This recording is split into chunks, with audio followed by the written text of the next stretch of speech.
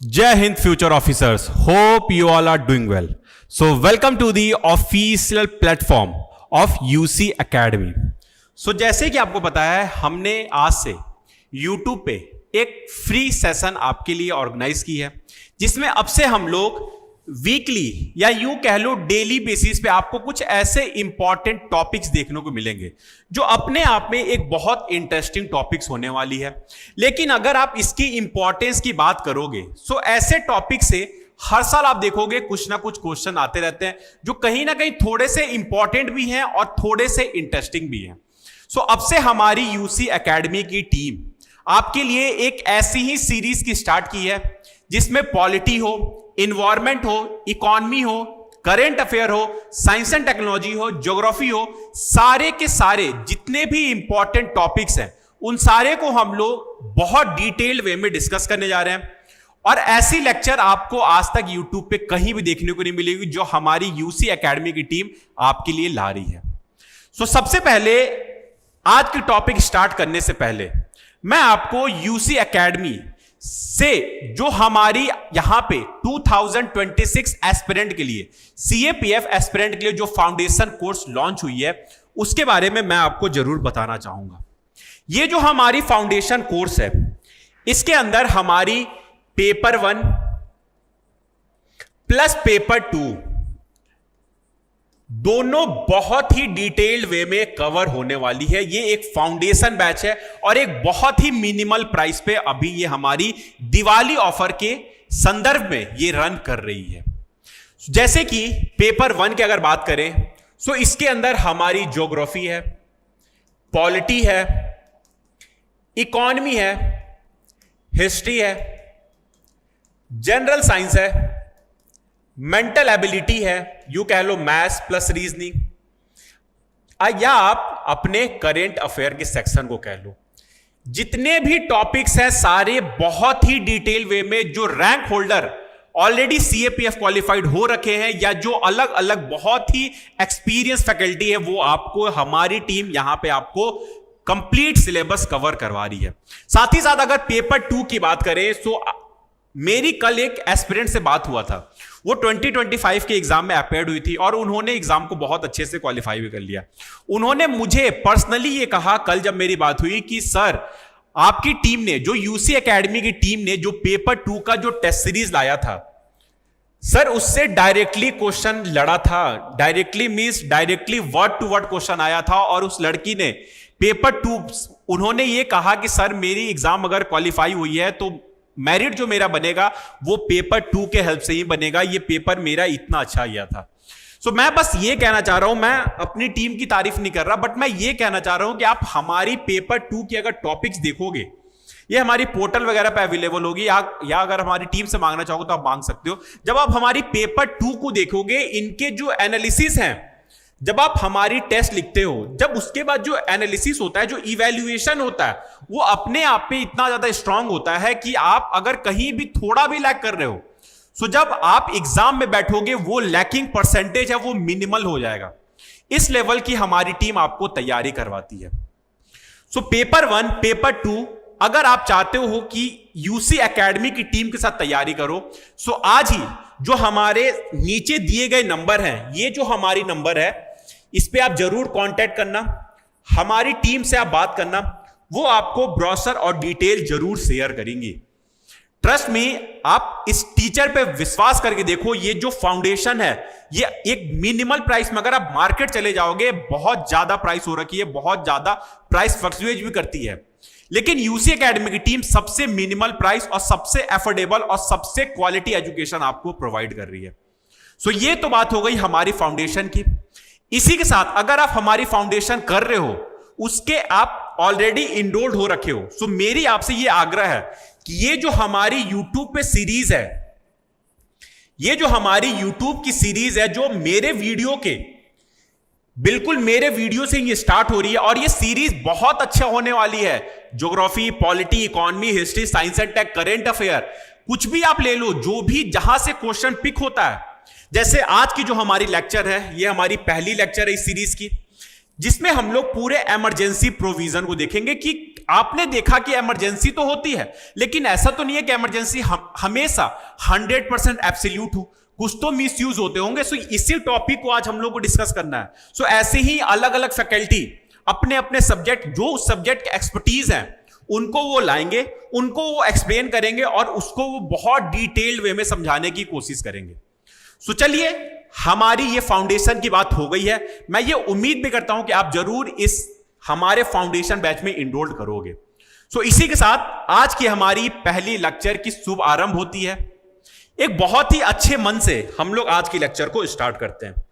सो अगर हम लोग पहला लेक्चर, इस सीरीज का पहला लेक्चर स्टार्ट करें, सो आज का हमारा लेक्चर है that is your emergency provision, power versus misuse.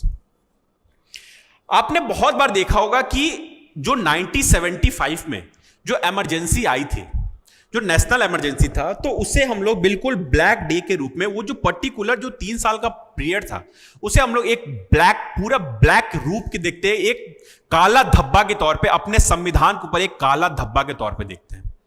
So emergency ऐसी क्या है, क्या ऐसे उस समय हुआ था जो ऐसा हम लोग कहते हैं? या आप बहुत बार ऐसा सुने होंगे कि किसी पर्टिकुलर स्टेट के अंदर वहां पे प्रेसिडेंट रूल लग गया, राष्ट्रपति शासन लग गया, जिसे आप हिंदी में कहते हो। सो ऐसा क्या होता है कि उस पर्टिकुलर स्टेट के अंदर ऐसी नौबत अराइज हो जाती है कि वहां पे राष्ट्रपति शासन लगाने का जरूरत पड़ जाता है? ऐसे बहुत सारे आपने कंडीशन देखी होगी। या ऐसा और क्या क्या ग्राउंड मेंशन्ड है जिसके तहत से आप ये देखते हो कि अब इस पर्टिकुलर स्टेट के अंदर, या इस भारत के अंदर, या इस भारत के किसी भी क्षेत्र के अंदर अब हमें यहां पे यूं कह लो कि नेशनल इमरजेंसी लगाने की जरूरत है, या यूं कह लो कि हमें इस पर्टिकुलर स्टेट के अंदर राष्ट्रपति शासन लगाने की जरूरत है। लेकिन आपने ये दोनों टर्म तो ऑलमोस्ट सुनते रहते होंगे। जैसे अभी जब हमारी ऑपरेशन सिंदूर हुई, भारत भी रिटेलिएट कर रहा, पाकिस्तान भी रिटेलिएट कर रहा। यहां पे एक कंडीशन अराइज हुई थी कि क्या ये वॉर लाइक सिचुएशन है? क्या भारत अब नेशनल वॉर की तरफ जा रहा है? क्या यहां पे नेशनल इमरजेंसी लगने की संभावनाएं हैं? लेकिन ये वॉर राष्ट्रपति जी के द्वारा डिक्लेयर नहीं हुआ था। ये इसलिए एक वॉर लाइक सिचुएशन था, एक पर्टिकुलर वॉर नहीं था। आई होप मेरी बात आप समझ रहे होंगे।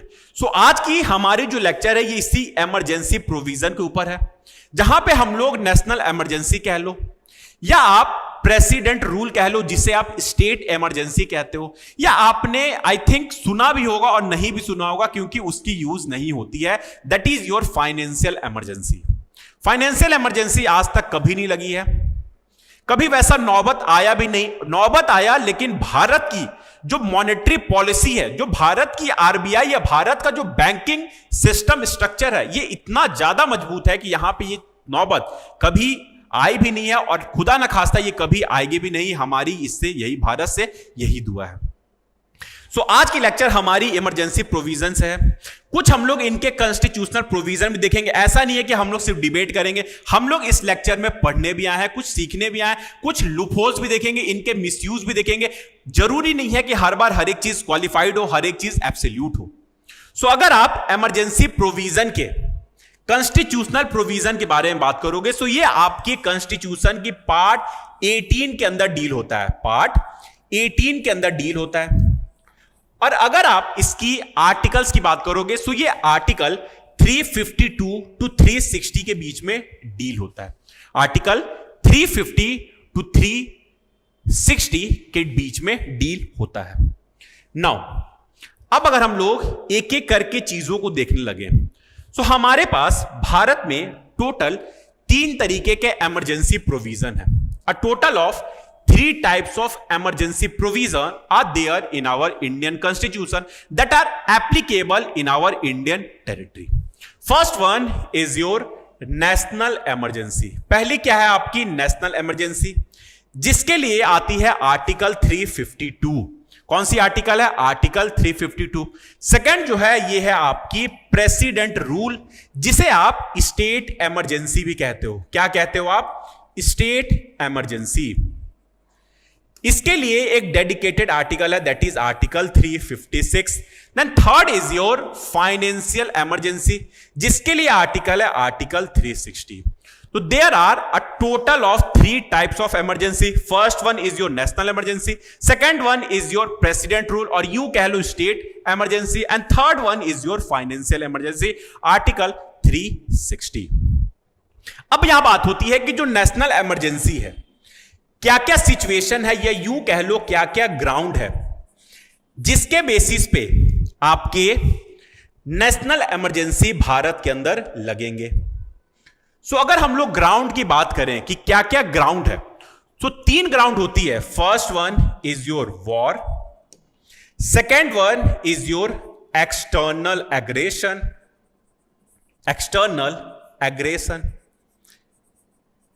And third one is your armed rebellion. साथ ही साथ आप लोग लिखते चलोगे. क्या हो गई? 3 ग्राउंड हो गई. First one is your war, second one is your external aggression, third one is your armed rebellion. 3 ground, war, external aggression and armed rebellion. ये जो आर्म्ड रिबेलियन है, यहां ध्यान देना, ये जो आर्म्ड रिबेलियन टर्म है इसे ऐड किया गया था 44th कॉन्स्टिट्यूशनल अमेंडमेंट एक्ट 1978 से. और साथ ही साथ यहां पे एक और टर्म थी जिसे कहते हो आप इंटरनल डिस्टर्बेंस. उस इंटरनल डिस्टर्बेंस को हटाया गया और आर्म्ड रिबेलियन टर्म को ऐड किया गया. क्यों हटाया गया इंटरनल डिस्टर्बेंस? क्योंकि जब 1975 में जब आपकी नेशनल इमरजेंसी लगी थी अंडर आर्टिकल 352, तो वहां पे जो ग्राउंड दिया गया था वो यही ग्राउंड दिया गया था, आपकी internal disturbance. Is this clear? इसलिए ये टर्म को हटाया गया, internal disturbance. 44th constitutional amendment act 1978, add किया गया आर्म्ड रिबेलियन. सो ये ग्राउंड आपको जरूर ध्यान रखना है. आगे कुछ और बात करते हैं, एक एक चीज को हम लोग बहुत डिटेल में समझने वाले हैं. आगे जो हमारी बात होगी, अगर आप देखोगे कि ग्राउंड के बारे में बात कर लिए, अगर आप नेक्स्ट देखोगे कि ये जो कौन डिक्लेयर करेगा या यू कह लो कौन डिक्लेयर करेगा कि आपकी नेशनल इमरजेंसी लगी है, वो डिक्लेयर करेंगे आपके राष्ट्रपति. भारत के राष्ट्रपति डिक्लेयर करेंगे कि भारत में नेशनल इमरजेंसी डिक्लेयर्ड हुई है. But at the same time declare term और अप्रूव्ड टर्म में अंतर है. Declared by whom? Your president. But approved by your parliament. Approved by your parliament. In how many duration? Within a month. Within a month. That means 1 महीने के अंदर वो particular parliament, दोनों house उस 1 महीने के अंदर ही उस पर्टिकुलर बिल को जो नेशनल इमरजेंसी डिक्लेयर करने के लिए आ रही है उसे वो अप्रूव करेंगे पार्लियामेंट विदिन अ मंथ. लेकिन ये प्रोविजन 2 मंथ की थी. इसे भी 44th कॉन्स्टिट्यूशनल अमेंडमेंट एक्ट 1978 के हेल्प से 2 मंथ से 1 मंथ की गई. ध्यान रखना, 2 मंथ से 1 मंथ की गई 44th कॉन्स्टिट्यूशनल अमेंडमेंट एक्ट 1978. आई होप ये सारी बातें समझ में आ रही होगी. प्रेसिडेंट का रोल क्या है? Declared. Approved by whom? Your parliament. Is this clear? Now अब हम लोग बात करते हैं अपने second, that is your president rule. President rule, अगर आप प्रेसिडेंट रूल की बात करोगे तो ये बात करता है आर्टिकल 356. क्या क्या ग्राउंड होते हैं? ग्राउंड का ऐसा कुछ नहीं है, सिंपली एक ग्राउंड है. अब वो ग्राउंड क्या है? वो ग्राउंड है आपकी, that is your failure of constitutional machinery. Failure of constitutional machinery, कि अगर उस पर्टिकुलर स्टेट के अंदर वहां की जो कॉन्स्टिट्यूशनल मशीनरी है, कॉन्स्टिट्यूशनल ढांचा है, वो फेल हो गया, देन वहां की गवर्नर, वहां के भारत के राष्ट्रपति को ये कहेंगे कि इस पर्टिकुलर स्टेट के अंदर आप प्रेसिडेंट रूल लगाओ, स्टेट इमरजेंसी लगाओ. At the same time declared by whom? Declared by your president. At the same time approved by whom? approved by your parliament. What about the duration? यहां पे आपने duration देखा 1 month, लेकिन यहां पे अभी भी ड्यूरेशन है 2 मंथ, कि 2 मंथ के अंदर दोनों हाउस पास कर देगी bye simple majority. That's it. उम्मीद करते हैं कि आपकी नेशनल इमरजेंसी, आपकी प्रेसिडेंट रूल मैंने बहुत अच्छे से समझाने की कोशिश की है, आपने ये चीजें समझी भी होगी. अब बात करते हैं हम लोग फाइनेंशियल इमरजेंसी, जो भारत में आज तक कभी नहीं लगा है. फाइनेंशियल इमरजेंसी की बात करोगे तो ये भी आर्टिकल 360 कहता है.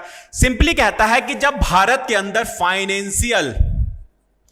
फाइनेंशियल इनस्टेबिलिटी आ जाए, भारत के अंदर फाइनेंशियल इनस्टेबिलिटी आ जाए, देन उस समय भारत के अंदर फाइनेंशियल इमरजेंसी लग सकता है. यह भी डिक्लेयर करेगी कौन? यह भी डिक्लेयर करेंगे आपके प्रेसिडेंट. और साथ ही साथ approved by whom? Approved by your parliament. Approved by whom? Your parliament. Now, here comes what about the duration? Again, duration is 2 months. 2 month की ड्यूरेशन होती है. Is this clear? So, तीनों को ध्यान रखना है आपको. नेशनल इमरजेंसी, स्टेट इमरजेंसी जिसे आप प्रेसिडेंट रूल कहते हो, एंड देन फाइनेंशियल इमरजेंसी. ये इतने प्रोविजन, एटलीस्ट इतने प्रोविजन आपके क्रिस्टल क्लियर होने चाहिए. यहां तक अगर कोई भी डाउट हो, कभी भी कोई भी डाउट हो, सिंपली आप लोग जरूर कमेंट बॉक्स में जरूर पूछना, क्योंकि ये पूरा कॉन्सेप्ट बहुत इंपॉर्टेंट है. अब हम लोग आगे की बात करते हैं. कुछ अगर लिखना हो तो आप लोग जरूर लिखना. सबसे पहले हम लोग बात करते हैं नेशनल इमरजेंसी की, कि नेशनल इमरजेंसी है क्या. कॉन्स्टिट्यूशनल प्रोविजन हमने देखा, हमने आर्टिकल 352 भी देखा, हमने आर्टिकल 352 भी देखा. देन यहां पे आप देखोगे कि एक तरीके से यहां पे अब यूनिटरी फॉर्म ऑफ गवर्नमेंट देखने को मिलता है. यूनिटरी फॉर्म ऑफ गवर्नमेंट देखने को मिलता है, जहां पे अब आपकी जो सेंट्रल गवर्नमेंट है, जो आपकी सेंट्रल गवर्नमेंट है, वो आपकी अब सुप्रीम अथॉरिटी बन जाएगी. क्या बन जाएगी? सुप्रीम अथॉरिटी बन जाएगी. That means total power lies in the hand of the central government. किनके पास जाएगी? सेंट्रल गवर्नमेंट के पास टोटल पावर आपकी चल जाएंगी. कुछ और अगर बात करें तो second is during the time of national emergency. Article 358 क्या कहता है? आर्टिकल 358 कहता है कि जब आपकी नेशनल इमरजेंसी डिक्लेयर्ड होगी, सो सबसे पहले आपकी आर्टिकल 19 सस्पेंड होगी. Article 19 suspended. आर्टिकल 19 किसके अंदर आता है? योर फंडामेंटल राइट्स के अंदर. Is this clear? So article 358 ये कहता है कि जब आपकी नेशनल इमरजेंसी होगी, सो आर्टिकल 19 सबसे पहले सस्पेंड होगा. कौन सस्पेंड होगा? आर्टिकल 19 सबसे पहले सस्पेंड होगा. वहीं अगर बात करेंगे इसके आगे की, अगर बात करेंगे सो आर्टिकल 359 भी कहता है, आर्टिकल 359 भी कहता है कि जो अदर प्रोविजन है आपके फंडामेंटल राइट्स का, वो भी सस्पेंड हो जाएगा. वो भी क्या होगा? सस्पेंड होगा during your what? During your national emergency. I hope ये मैं बहुत अच्छे से आपको समझाने की कोशिश कर रहा हूं. लेकिन यहां पे 2 चीजें याद रखना है. 2 आर्टिकल ऐसे हैं, 2 आर्टिकल आपके कॉन्स्टिट्यूशन के अंदर ऐसे हैं जो सस्पेंड नहीं होते. That is your article 20 and 21. ये जो दोनों आर्टिकल्स हैं, ये दोनों आर्टिकल्स परमानेंट इन नेचर हैं. क्या ये? Permanent in nature. That means during the time of your national emergency, during the time of your national emergency आपकी ये दोनों आर्टिकल है, ये दोनों आर्टिकल भी सस्पेंड नहीं होती है. तो अब क्या देख रहे हो कि नेशनल इमरजेंसी के समय में पूरी आपकी federal structure changes into a kind of unitary और यूं कह लो कि एक यूनिटरी स्ट्रक्चर का फॉर्म ले लेंगी। दो ये एक टेम्परेरी ही होती है लेकिन होती है। Is this clear? सो इतने प्रोविजन एटलीस्ट ध्यान रखना है। अगर मैं आपसे कुछ और बात कहूं सो आप देखोगे कि जब सबसे पहले नेशनल इमरजेंसी लगेगा सो वो लगेगा आपका 6 मंथ के लिए, 6 मंथ के लिए लगेगा। देन जब फिर से वो री अप्रूव्ड हो जाएगा आपके दोनों हाउस से, देन वो फिर से 6 मंथ के लिए बढ़ेगा, 6 मंथ के लिए वो फिर से बढ़ेगा। ऐसे ही वो चलते रहेगा जब तक पूरी तरीके से जो भी ग्राउंड है वॉर, एक्सटर्नल एग्रेशन आपने बोलिए, जब तक वो कंट्रोल ना हो जाए। Is this clear? सो इतनी बातें एटलीस्ट आपको नेशनल इमरजेंसी आर्टिकल 352, 358, 359 आपको ध्यान रखना है। यहीं पे एक और आर्टिकल आती है दैट इज आर्टिकल 353। जो आर्टिकल 353 कहती है कि अब सेंटर पूरी तरीके से पावरफुल हो गई है कि वो स्टेट के ऊपर कानून बना सकती है। कि टोटल अब लिस्ट देखोगे आपकी जो सेंटर है वो अब स्टेट लिस्ट को भी कमांड करेंगी।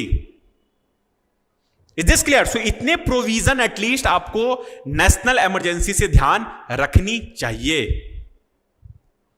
Is this clear? यहीं पे अगर मैं आपको कुछ और चीजें समझाने की कोशिश करूं, हमारी ये लेक्चर बहुत इलाबोरेटेड, बहुत डिटेल वे में होने वाली है। आप बस देखते चलना, जब आप पूरी इमरजेंसी पढ़ लोगे आप देखना आप एक अच्छे स्टेज पे जरूर होगे। अगर मैं इसमें कुछ और बात कहूं तो आप ये देखोगे कि पूरे संविधान के अंदर एक ही जगह कैबिनेट टर्म मेंशन्ड है।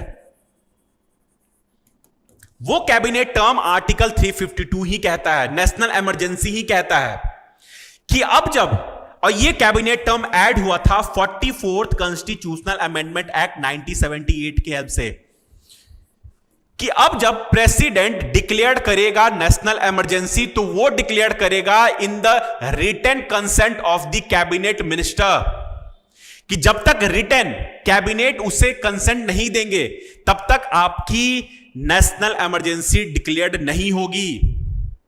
सो कैबिनेट टर्म आपके पूरे संविधान के अंदर यही मेंशन है, किसके हेल्प से? 44th constitutional amendment act 1978। आई होप ये सारी बातें आपकी क्लियर होगी नेशनल इमरजेंसी से। कुछ अगर एडिशनल आपको लग रहा कि आप इसमें कुछ एडिशनल जानते हो सो जरूर आप लोग कमेंट बॉक्स में उसे जरूर मुझे और हमारी टीम को जरूर बताना। नाउ अब हम लोग बात करते हैं दो और इमरजेंसी की। फर्स्ट वन, और यूं कह लो कि second emergency is president rule. Simple means president rule means what? You kind of a state emergency, राष्ट्रपति शासन। जब आप देखोगे यहां पे एक आर्टिकल है दैट इज आर्टिकल 355।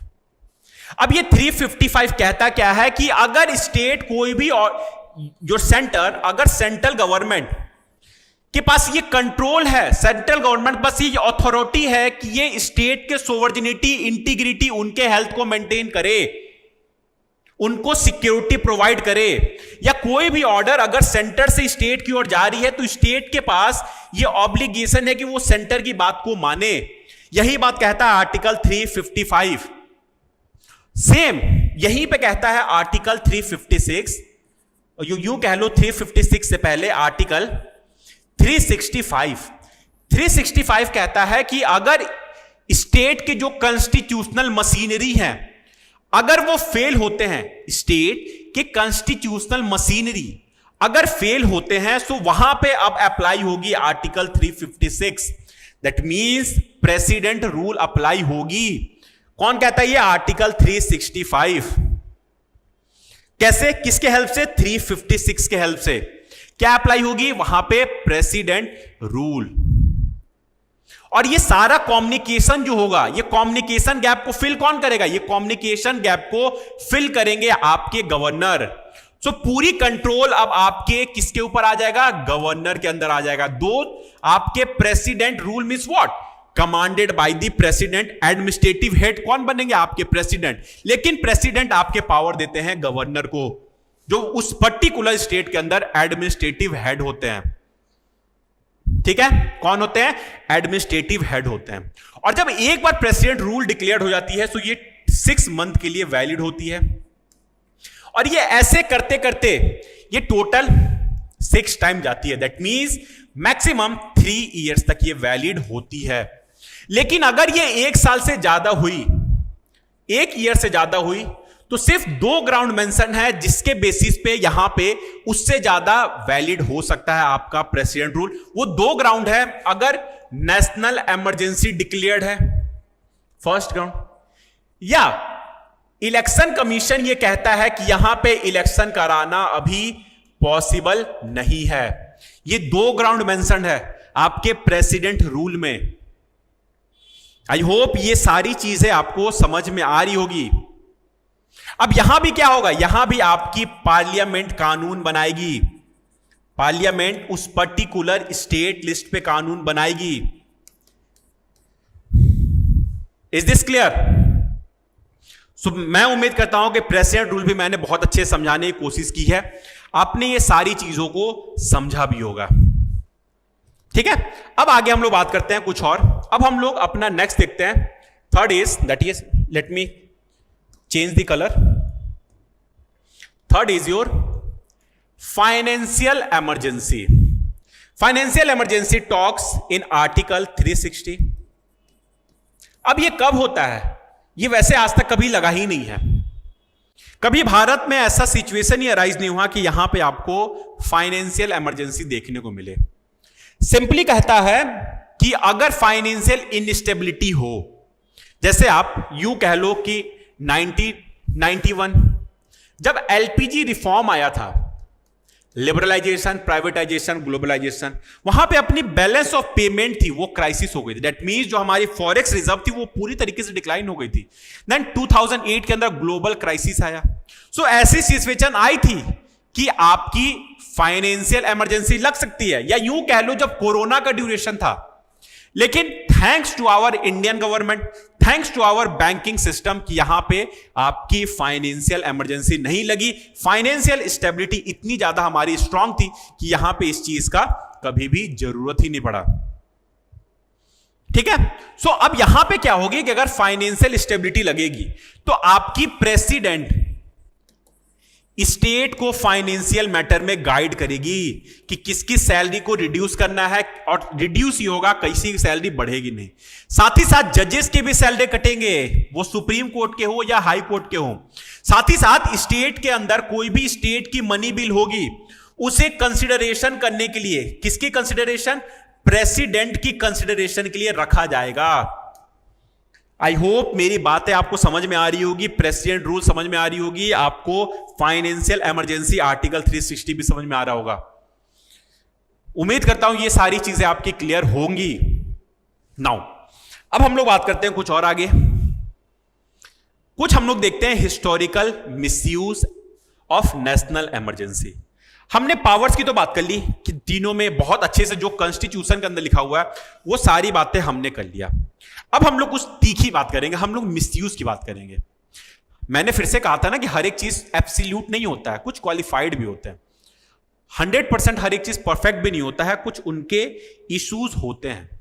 जैसे अगर आप आर्टिकल 352 की बात करोगे, during the era of Indira Gandhi, तो जो ग्राउंड दी गई थी वो ग्राउंड दी गई थी इंटरनल डिस्टर्बेंस, कि भारत के अंदर इंटरनल डिस्टर्बेंस है, इसलिए उन्होंने यहां पे भारत के अंदर नेशनल इमरजेंसी लगा दिया था। साथ ही साथ देखा गया, इसका इंपैक्ट देखा गया कि periodic marked by press censorship, press को कंट्रोल किया गया, लाठी चार्ज हुई बहुत ज्यादा, मास अरेस्ट हुए, मीसा एक्ट आया था, एंड कटेलमेंट ऑफ सिविल लिबर्टीज, पूरे धजिया उड़ा दी गई थी सिविल लिबर्टीज का। हर एक चीज आपकी फोर्स के कंट्रोल में थी। सिविल लिबर्टीज जो भी आप आर्टिकल 19 कह लो, 20 कह लो, 14 कह लो, 15 कह लो, फंडामेंटल राइट का धजिया उड़ा दिया गया था। तो ये क्या दिखा रहा? ये आपको आपके नेशनल इमरजेंसी कॉन्स्टिट्यूशनल प्रोविजन का मिसयूज दिखा रहा। किसी तरह का कोई कैबिनेट अप्रूवल नहीं, कोई रिटर्न अप्रूवल नहीं, सिंपली पीएम आपको प्रेसिडेंट को कहते हैं कि प्रेसिडेंट रूल लगाओ, प्रेसिडेंट रूल लग गया। तो उसी के बाद अगर आप देखोगे 42nd कॉन्स्टिट्यूशनल अमेंडमेंट एक्ट 1976, ये पूरी तरीके से एक सेंट्रलाइज्ड टेंडेंसी दिखाता है। क्या दिखाता है ये? सेंट्रलाइज्ड टेंडेंसी, कि कैसे इंदिरा गांधी के समय में कैसे सारी चीजों को सेंटर के कंट्रोल में रखा गया। हम लोग फेडरलिज्म बात करते हैं, हम लोग क्वासी फेडरलिज्म, हम लोग यूं कह लो कि एक unitary form of government, federalism form of government, quasi federalism जो भारत के अंदर देखा जाता है, उन सारी को धजिया उड़ा दी गई थी। एक कंप्लीट आपको सेंट्रलाइज टेंडेंसी देखने को मिला था। इसलिए 42nd को हम लोग मिनी कॉन्स्टिट्यूशन के नाम से भी जानते हैं कि इन्होंने पूरे संविधान का तख्ता पलट कर दिया। बहुत सारी चेंजेस आई है। हम लोग अपने जो लेक्चर चल रही है हमारी फाउंडेशन में, वो सारी बातें हो रही हैं, ये सारी चीजें। Is this clear? सो यहीं पे आप देखोगे कि जब सेंट्रलाइज टेंडेंसी हुई, साथ ही साथ पार्लियामेंट का ड्यूरेशन भी बढ़ा दिया गया 1 साल। पार्लियामेंट का ड्यूरेशन भी बढ़ा दिया गया है 1 ईयर तक। साथ ही साथ जुडिशियरी के पावर को भी कर्टेल कर दिया गया। जुडिशियरी के पावर को भी कर्टेल कर दिया गया। देन इसके बाद आपकी गवर्नमेंट चेंज हुई। उसके बाद आया आपका 44th कॉन्स्टिट्यूशनल अमेंडमेंट एक्ट, जिसने फिर से जुडिशियरी के पावर को रिस्टोर किया। जुडिशियरी के पावर को रिस्टोर किया। कैबिनेट का अप्रूवल मैंडेटरी किया, रिटन अप्रूवल। साथ ही साथ वापस से वो जो 1 ईयर का जो एक्सटेंशन था आपके पार्लियामेंट को, उसे हटाया गया, वापस से रिस्टोर करके 5 ईयर्स किया गया। सो ऐसी दोनों, एक सेंट्रलाइज टेंडेंसी के ऊपर फोकस कर रहा 42nd, देन उसी को हटा रहा आपका 44th constitutional amendment act 1978। Is this clear? So ये यही एक मिसयूज सिनेरियो यही दिखा रहा आपको। नाउ अगर आप रिफॉर्म की बात करोगे, जो मैंने यहां पे बात की, so the 44th constitutional amendment act 1978 later introduce safeguards to prevent such misuse, जिसने इंटरनल डिस्टर्बेंस के टर्म को ही हटा दिया। उसने एक टर्म ला दिया, armed rebellion. Is this clear?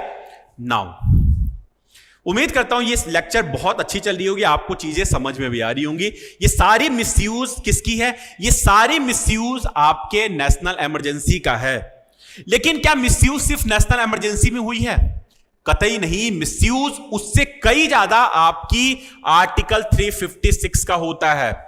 जब आप यूं देखते हो कि जो आपकी सेंट्रल गवर्नमेंट है, यहां की जो गवर्नमेंट है और जो स्टेट की गवर्नमेंट है, ये दोनों गवर्नमेंट डिफरेंट होती है। एक जगह आपके नेशनल पार्टी होते हैं, दूसरे जगह आपके रीजनल पार्टी होते हैं, तो इनके बीच में ऑटोमेटिकली एक टसल जनरेट होता ही होता है कि एक जगह रीजनलाइजेशन का बात होता है स्टेट के अंदर, एक जगह पूरे सेंट्रल गवर्नमेंट, ये यूं कह लो राष्ट्रवाद का बात होता है, नेशनल इंटीग्रेशन का बात होता है। या यूं कह लो दोनों के आइडियोलॉजी में भी तो डिफरेंसेस होते हैं। सेंट्रल गवर्नमेंट, स्टेट गवर्नमेंट, दोनों के बीच में आपस में भी टसल चलती रहती है। सो यहां पे इनको देखने को मिलता है कि जो इनके एजेंट होते हैं, अब एजेंट कौन होते हैं? एजेंट होते हैं आपके गवर्नर। सो गवर्नर जो भी वहां पे इश्यू चल रहा स्टेट गवर्नमेंट के अंदर, वो कम्युनिकेट करते हैं सेंट्रल गवर्नमेंट को। सो यही सारी चीजें, यही सारी मिसयूज आपको प्रेसिडेंट रूल आर्टिकल 356 के अंदर देखने को मिलेगा। आपने शिवसेना का केस सुना, आपने पंजाब का केस सुन लो, झारखंड का सुन लो, बिहार का सुन लो, जहां पे मोर देन 10 टाइम्स ऑलरेडी वहां पे प्रेसिडेंट रूल लग चुका है। Is this clear? So more than 100 times, अगर सारे भारत की बात कर लोगे तो मोर देन 100 टाइम्स आपको यहां पे प्रेसिडेंट रूल देखने को मिलेगा। So invoked over 100 times, often for political motives rather than genuine constitutional breakdown। हर बार genuine constitutional breakdown नहीं होता है, कुछ पर्सनल पॉलिटिकल मोटिव भी होते हैं वहां पे प्रेसिडेंट रूल लगाने का। दो एक जजमेंट आई, that is S R Bommai versus union of India in the year 1994, जिन्होंने इस पूरे प्रेसिडेंट रूल को जुडिशियली रिव्यू के अंदर डाल दिया। That supreme court made president rule subject to judicial review curbing arbitrary use। that means अब आपकी emergency भी judicial review के अंदर आएगी, particularly your article 356। is this clear? S R Bommai judgment जरूर आपको ध्यान रखनी है, बहुत इंपॉर्टेंट जजमेंट थी। तो ये सारी क्या दिखा रही है? मिसयूज। कुछ एग्जांपल देख लो ना, केरला का देख लो, आंध्र प्रदेश, बिहार, पंजाब में 10 बार से ज्यादा लग चुकी है, योर यूपी, योर झारखंड, अनेक स्टेट के अंदर प्रेसिडेंट रूल लग चुके हैं, बंगाल हो गई। तो यहां पे ये जजमेंट इंपॉर्टेंट है, S R Bommai versus union of India 19 your 1994 जिसने इस प्रेसिडेंट रूल को जुडिशियरी रिव्यू के अंदर डाल दिया था। Am I clear till here? Now ये दिखाती है मिसयूज के बारे में। अब हम लोग बात करते हैं कुछ checks and safeguard post reform scenario की जब हमारी 1975 का नेशनल इमरजेंसी आ गया तो उसके बाद क्या क्या चेंजेस आपको देखने को मिले। वैसे ये सारी चेंजेस हमने ऊपर बात कर ली हैं, लेकिन फिर भी यहां पे हम लोग इस चीज को बात करेंगे। जैसे अगर हम लोग पार्लियामेंट्री अप्रूवल की बात करें, किसकी बात करेंगे? पार्लियामेंट्री अप्रूवल की बात करेंगे, तो हम लोग देखेंगे कि अगर आर्टिकल 352 लगा है तो यहां पे पार्लियामेंट्री अप्रूवल 2 महीने से कम करके 1 महीने किया गया।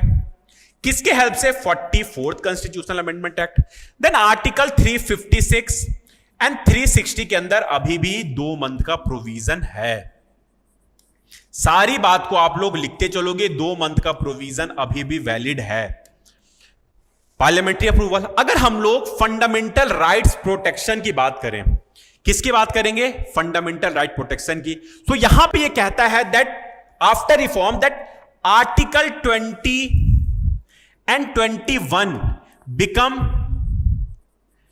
Permanent article. That means now they become absolute, कि अब आप इसे ड्यूरिंग इमरजेंसी भी आप इसे हटा नहीं सकते हो।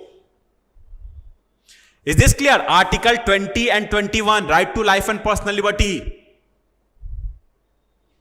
आई होप ये सारी चीजें समझ में आ रही होगी। Then third is what? Third is your time limits. जहां पे आप देख रहे हो कि जब नेशनल इमरजेंसी लगेगी तो उसकी ड्यूरेशन होगी 6 मंथ। देन अगर उसे आपको फिर से करना है तो आप उसे री अप्रूव करके 6 मंथ के लिए एक्सटेंड कर सकते हो। वहीं अगर हम लोग प्रेसिडेंट रूल की बात करें, PE that is president rule, तो इसे भी 6 मंथ इंटू 3 और यूं कह लो 6 times, that is a max of 3 years, जिसमें 1 साल ही है। लेकिन 2 साल एक्सेप्शनल है, जब नेशनल इमरजेंसी लगी होगी या जब आपकी इलेक्शन कमीशन ऑफ इंडिया ये कह दे कि यहां पे अभी सिचुएशन वोलेटाइल है, यहां पे इलेक्शन कराना पॉसिबल नहीं है। Then next come is your fourth, that is your 44th Constitutional Amendment Act 1978. 44th Constitutional Amendment Act 1978. इसने क्या किया? इसने बहुत सारी चेंजेस की। जैसे जुडिशियरी के पावर को रिस्टोर्ड किया, जुडिशियरी पावर रिस्टोर्ड। देन इसने और क्या की? इसने साथ ही साथ जो 1 साल का जो एक्सटेंशन दिया गया था पार्लियामेंट्री को, जो लोकसभा को, उसे फिर से वापस 1 साल आ दिया। साथ ही साथ cabinet, written cabinet approval, written cabinet approval. साथ ही साथ इंटरनल डिस्टर्बेंस को हटाया। क्या लाया? आर्म्ड रिबेलियन लाया। क्या लाया इन्होंने? आर्म्ड रिबेलियन लाया। Is this clear? नाउ अगर अब बात करें 5th अपनी जुडिशियल रिव्यू की, तो जुडिशियल रिव्यू की देखोगे कि अभी हमने ऊपर देखा दैट बोमई केस आया इन द ईयर 1994, जिसने सुप्रीम कोर्ट ने यह बात कही कि अब आपकी प्रेसिडेंट रूल भी जुडिशियरी रिव्यू के अंदर आएगी। दैट मींस अब ये चीज भी अब प्रोटेक्ट नहीं हो सकती है। ये चीज भी अगर आर्बिट्रेरी है, अगर मिसयूज किया जा रहा, अब वो सारी चीजें भी जुडिशियरी रिव्यू के अंदर आएंगी। मैंने बहुत अच्छे से पूरे सेफगार्ड्स पोस्ट रिफॉर्म सिनेरियो को समझा दिया। ये सारी चीज आप जरूर नोट डाउन करना, इस सीरीज को जरूर से जरूर फॉलो करना, मेरी आपसे आग्रह है। ये सीरीज ट्रस्ट में बहुत ज्यादा हेल्पफुल आपके लिए पूरे एग्जाम पर्सपेक्टिव से। ये सारी 2026 तक आप लोग एक बहुत अच्छे लेवल पे होंगे। और अगर आप हमारी फाउंडेशन ज्वाइन कर रहे हो तो आप एक अलग लेवल पे जरूर जाओगे। नाउ कुछ जनरल बातें हैं, इंपॉर्टेंट नहीं है, बट आप एक बार देख लो कि अगर हम लोग क्रिटिकल एनालिसिस करें पावर वर्सेस मिसयूज का, तो अगर नेशनल सिक्योरिटी की बात करें तो क्या जरूरी है? तो जरूरी है enables strong response to war और रिबेलियन, कि आप उस वॉर को तोड़ें, उस रिबेलियन को रोकें। लेकिन हो क्या रहा है? हो रहा है make curb dissent and opposition, कि अपोजिशन को रोकने के लिए किया जा रहा, मोटिव ही चेंज हो जा रही है। यही होता है पावर वर्सेस मिसयूज। दूसरा, अगर फेडरल बैलेंस की बात करें तो central control ensure unity, central को अगर हम लोग पावर दे रहे हैं तो ये यूनिटी के लिए, ये एक बैलेंस बने रहे स्टेट स्टेट स्टेट सेंटर के बीच में। लेकिन हो क्या रही है, हो रही है वीकेंस स्टेट ऑटोनॉमी, पूरे स्टेट के पावर को ही आप कब कर दे रहे हो, पूरे स्टेट को ही आप कंट्रोल कर रहे हो, तो उनके ऑटोनॉमी को ही आप छीन ले रहे हो। Is this clear? Now third is constitutional morality, इनकी तो धज्जियां उड़ा दी जा रही हैं। रिफ्लेक्ट्स फ्लेक्सिबिलिटी ऑफ कॉन्स्टिट्यूशन, ये होनी चाहिए कि एक कॉन्स्टिट्यूशन के अंदर फ्लेक्सिबिलिटी दिखनी चाहिए, लेकिन हो क्या रही है, हो रही है पॉलिटिकल मैनिपुलेशन पॉसिबल, कि अब सेल्फ इंटेंशन यहां देखने को मिल रहा है, पॉलिटिकल आइडियोलॉजी, या यूं कह लो कि एक पॉलिटिकल मिसयूज देखने को मिल रहा है आपको। Now next is fourth, democracy, ensure order in crisis, अगर क्राइसिस हो तो वहां पे एक बैलेंस्ड अप्रोच देखने को मिले, वहां पे लॉ एंड ऑर्डर मेंटेन देखने को मिले। लेकिन हो क्या रहा है, इंडेंजर सिविल लिबर्टीज, जो आपने 1975 में देखा कि सिविल लिबर्टीज का धजिया उड़ा दिया गया। ठीक है, सो ये क्रिटिकल एनालिसिस था, जो चीज हमने ऊपर पढ़ा, बहुत सारी चीजें हमने देखी है, ट्रस्ट मी, ये बहुत अच्छा, बहुत एक डिटेल लेक्चर ऑलरेडी आपका हो रखा है।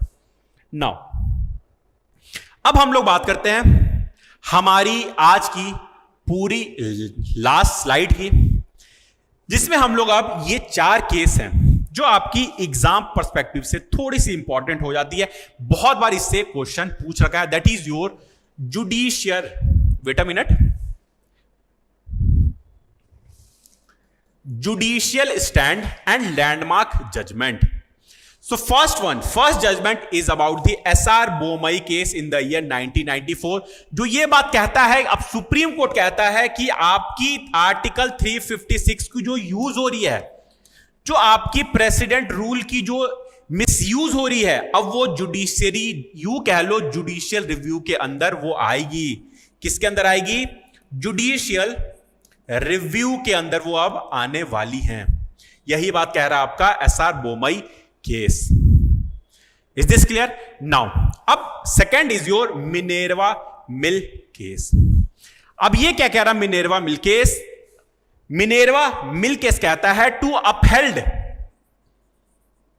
Upheld balance between fundamental right and directive principle of state policy, कि किसी को भी आप सुपीरियर ना माने, आप एक बैलेंस अप्रोच दोनों के बीच में रखें।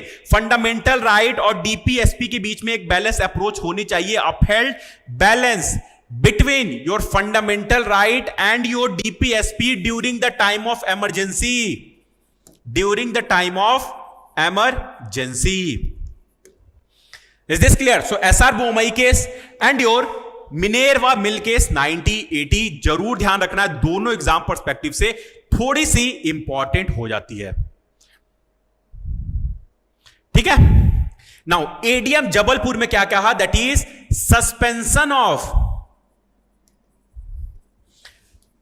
Right to life, right to life, और इसे ही लेटर ये कहा गया, later termed as dark chapter, dark chapter, later termed as dark chapter, और सब्सिक्वेंटली इसे क्या किया गया? ओवर रूल्ड किया गया। आई होप ये बात समझ में आ रही होगी। ADM Jabalpur. The next and last is your fourth is your KS Puttaswamy case, जो बात कहता है आपका राइट टू प्राइवेसी का, कि राइट टू प्राइवेसी को भी आर्टिकल 21 के अंदर ला दिया गया। किसके अंदर लाया गया? आर्टिकल 21 के अंदर, that talks about right to life and personal liberty. In the year 2017 जहां पे केएस पुट्टा स्वामी केस आया, जिसने राइट टू प्राइवेसी की बात की, और ये एग्जाम में, यूपीएससी एग्जाम में, सीएससी एग्जाम में ऑलरेडी पूछ रखा है, article 21 right to life and personal liberty. Am I clear till here? क्या मेरी बात यहां तक आपको समझ में आई है? थोड़ी सी ये बहुत बड़ी ये लेक्चर नहीं है, लेकिन ये लेक्चर आप एक बार जब पूरी पढ़ लोगे, आप ये जब हमारे साथ ये जो 50 मिनट का जो लेक्चर हुआ है, ट्रस्ट मी, ये पूरा इमरजेंसी आपको कंप्लीट करवा के जाता है। अब आप कहीं से भी कोई भी क्वेश्चन उठा के देख लेना, आप इजीली उस क्वेश्चन को सॉल्व कर पाओगे। सो ये सारी judgement SR Bommai case, your Minerva mill case, जो बात कहता है upheld balance between fundamental right and your DPSP, your part 3 and your part 4, सारी की लेक्चर हमारी होंगी। आप बस पेशेंस रखो, अलग अलग लेक्चर अलग अलग हमारी कॉन्सेप्ट के ऊपर आएंगी। जैसे अब हम लोग जो अगला लेक्चर लाएंगे वो लाएंगे, मैं आपको अभी हिंट दूं, वो लाएंगे हम लोग कि जो प्रेसिडेंट का इलेक्शन होता है उसका मेथड अलग होता है, उसका मेथड होता है प्रोपोर्शनल रिप्रेजेंटेशन। वहीं जब प्राइम मिनिस्टर का मेथड होता है, या यूं कह लो जब एमपी का इलेक्शन होता है, जब एमएलए का इलेक्शन होता है, वहां की मेथड कंप्लीटली डिफरेंट होती है। वहां पर यूज होती है first pass the post system. तो ये डिफरेंस है क्या, कैसे रन करती है, कौन किसके अंदर आते हैं, ये सारी बातें हम लोग करेंगे। ऐसे ही हम लोग पार्लियामेंट के सेशन को डील करेंगे, कैसे बिल इंट्रोड्यूस होता है, वो बिल कैसे एक एक्ट बनता है, ये सारी बातें करेंगे। डिफरेंट मेजॉरिटीज की बात करेंगे। आर्टिकल 368 अमेंडमेंट प्रोसीजर को देखेंगे, क्यों भारत के संविधान को एक लिविंग कॉन्स्टिट्यूशन, एक लिविंग ऑर्गन की तरह देखा जाता है। ये सारी बातें हम लोग पूरे पॉलिटी को खंगालेंगे, पूरे ज्योग्राफी, पूरे हिस्ट्री, पूरे इकोनॉमी को कंप्लीट करेंगे। सो आप जरूर बताना कि ये जो आज का हमारा लेक्चर था, ये लेक्चर हमारा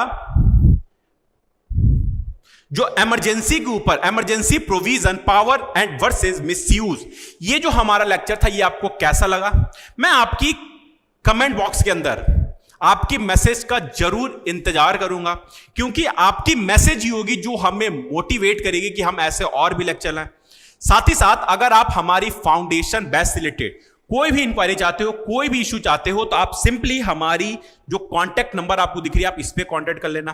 हमारी टीम से अगर आप कहोगे कि रोहन सर से ही बात करना है, तो आप मुझसे भी डायरेक्टली बात कर सकते हो, कांटेक्ट करके, कॉल के थ्रू या चैट के थ्रू, जैसे भी आपको कोई भी इशू होगा सब्जेक्ट में आप जरूर पूछ सकते हो। सो इस लेक्चर को, हमारी जो इस सीरीज की जो पहली लेक्चर है, इससे हम लोग यही एंड करते हैं। Thank you so much for being patient in my class. Have a wonderful day. All the best for your upcoming exam. Jai Hind.